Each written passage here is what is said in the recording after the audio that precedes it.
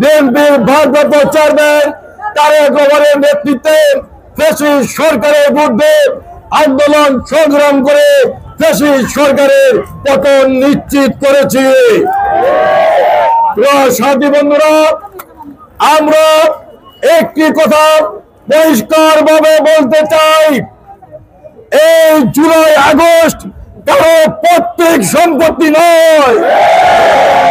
আজকে একটি দল এনসিপি এই জুলাই আগস্টকে পৈতৃক সম্পত্তি বানিয়ে আজকে তারা ব্যবসা বাণিজ্য শুরু করেছে।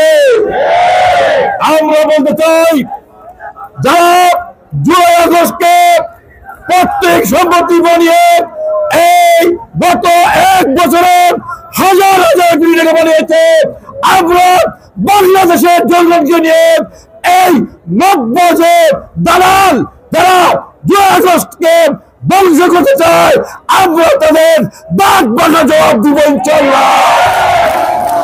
আমরা আজকে বলতে চাচ্ছেন, এই শেখ হাসিনার পতনের পরে আজকে আপনারা এই জুলাই আগস্টের দাবিদার হয়ে আজকে আপনাদের জুলাই আগস্টকে আপনাদের পৈতৃক সম্পত্তি বাড়িয়ে ফেলেছেন।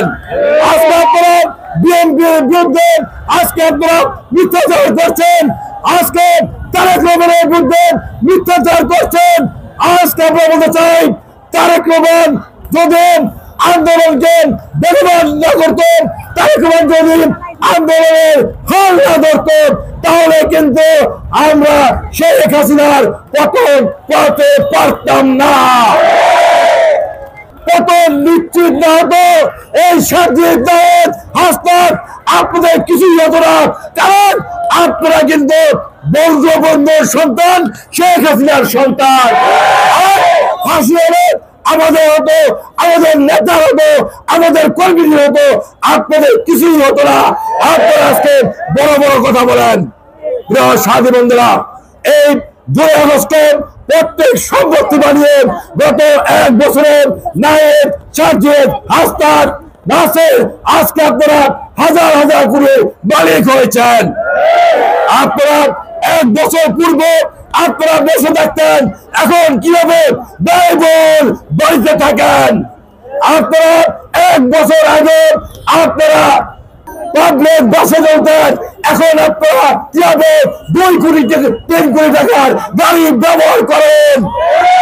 1 বছর আগে আপনাদের সহযোদ্ধা অনেক ভাইরা বলেছে, 1 বছর আগে আপনাদের সহযোদ্ধা থেকে আপনারা